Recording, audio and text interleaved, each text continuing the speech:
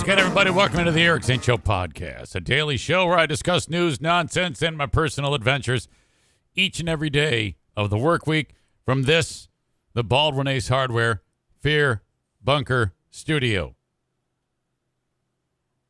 In and around where we live here, we are wrapping up an event called the 28th Street Metro Cruise. This is an excuse for everybody to get in their cars that are tricked out, or if they think they're tricked out, and to, showcase them on this busy street called 28th Street. We ripped off the idea from this historic event in Detroit called the Woodward Cruise. The beauty of the Woodward Cruise is that roadway is like 4 lanes going one direction, separated by, concrete median and trees and all that shit, and then 4 more lanes going the other direction. It's fantastic. What they have here is just 2 lanes going one direction and then 2 lanes going the other direction. There is no way in hell that road is set up. Well, everything about this, it's already too big. Okay, that's what people who have cars that are a spectacle want, is these type of events for their cars to be seen. So now in Detroit, when they do the Woodward Cruise, like, you're supposed to pretty much just drive slowly. Now, not everybody does that. There's a lot of burnouts and shit like that. But they kind of frown upon that, and you actually will get in trouble if you do that, or if you're caught. Here, it's like they encourage it because, oh my God, the amount of burnouts, brake torques, just the smell of burning rubber. It's not bad. I mean, I enjoyed it. I enjoyed watching it. It's just loud and obnoxious. But people love that shit. So that's cool. All right. But one of the things I noticed is that the state of Michigan, the laws recently changed that you can smoke pot in a recreational way. So pretty much every billboard you see now is advertising the next place that you can go to buy your pot. Now, what I didn't know is that you can just walk around in public and smoke it. I had no idea that you could do that. I mean, it's, I think more people nowadays are smoking pot out in public than actual cigarettes. Holy shit. I cannot believe the amount of, in broad daylight, people just walk around just smoking pot. Whatever. I think when the handful of times that I've done this, it's, you don't really like just have a joint dangling out of your mouth like a fucking Marlboro. But that's what people are doing. I saw this, countless times. Now, I will say that for the most part, the dregs of humanity populate the event. So walking around the food trucks, this is high-class shit here for these people. So I'm surrounded as I'm walking around getting ready to do my TV thing that I had to do over the weekend. And I'm just surrounded by some of the biggest bunch of slobs I've ever seen in my life. Not the least of which was the stalker that was there. I had a stalker there who, when I was on TV, I could tell he was taking my picture, and I thought, oh, boy, this seems fishy. That's going to wind up somewhere. And I can just sense trouble. But all in all, a good time doing the TV thing for the local public access channel, which I thought the thing was going to be live, but it's not. I go, well, shit, I didn't know that. It was just being recorded for a later date. Oh, my God. All right, so that was all cool, and then but the landscape. I mean, to actually get into the event where I needed to be to park my car to go and do this TV thing, it's just a clusterfuck. Nothing was set up in a way that is conducive to getting parked in a timely fashion. I finally got the car parked, and then it's time to leave. We finished the show. It's time to leave, and I go, this is going to be a fucking nightmare to get out of here. As I'm doing that, I back out, and you have to kind of merge into the leaving line, and no one in the leaving line looks to be willing to let anyone in. So this is survival of the fittest. Someone backs out of a parking spot and interrupts the leaving line, which means I have a gap. I shoot. I get in front of the guy who's letting the person trying to back out of the parking spot. I shoot in front of them. There was a space, and I filled it. And no big deal.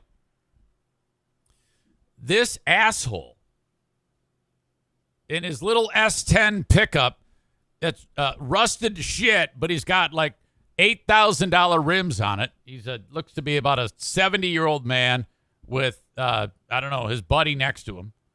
He doesn't like that I did that. I have not yet realized that he doesn't like that I did that. Again, there was a car that was breaking the line to leave, and that dude backed out. And so I scooted in there. This guy yanks the wheel, gets out of line, and there wasn't much room to do this, but he pulls up next to me. He goes, "Hey!" And now I thought, I'm always thinking it's someone that wants to say hi. What I mean by that is, because that happens a lot. I say, "Hey, how you doing? Hey, I see you. I recognize you from the hockey games. How you doing?" But as I'm waving at the guy, I realize the look on his face is he's not here to say hi. It's the guy I just cut off, and he wants to kick my ass. So I wave at him. I go, "Hey," with a smile on my face. I go, "Oh, hey." And he goes, Yeah, don't wave at me. I go, "Oh, what?" And so then he just keeps going. And now he gets in front of me, so he was behind me after I cut him off, after I got into the line. And he didn't like that at all, so he pulled his car out. I could very easily have just pulled forward and squeezed him out of the line, but I wasn't going to do that. I mean, if he's going to go all that way to tell me to go fuck myself. So he then cuts me off. I'm like, oh, well, I mean, I'd let him in. I didn't want to. I'm in Diana's car, for God's sake, which was a bad move. I should never have brought her car. I should have brought the truck, because then I don't give a fuck about that thing if anything happens to that. So then I know his window's down, his arm's hanging out. And so then I go, all right, I'm going to troll this guy. And I lean out. I go, "Why are you so crabby? We all got to leave. Why can't we just get along?" No response. That's not good enough for me. I gotta egg this guy on even more. I go, "Come on, I'll give you $1 if you let me get in front of you." No response. And I said, "It's all about love. Why can't we just love each other?" No response. He is not having any of it. What a grumpy Gus. Holy shit. So that all unfolded. It takes forever to get out of this parking lot. There's like 3-4 veins of traffic trying to get into one line. And you know how difficult that is.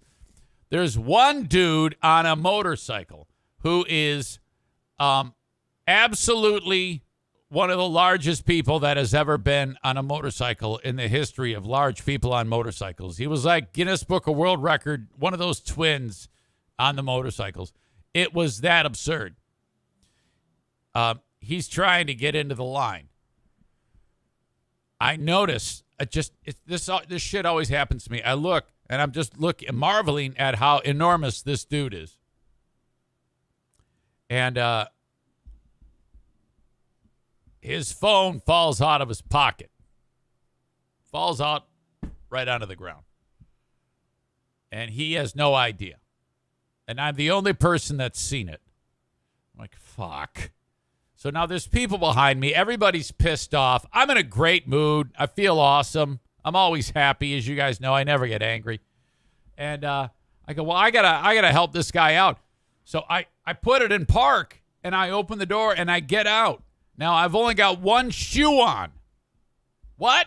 Yeah, I only got one shoe on at this time because I took my left off, and I put it into my little foot sling because my heel was hurting.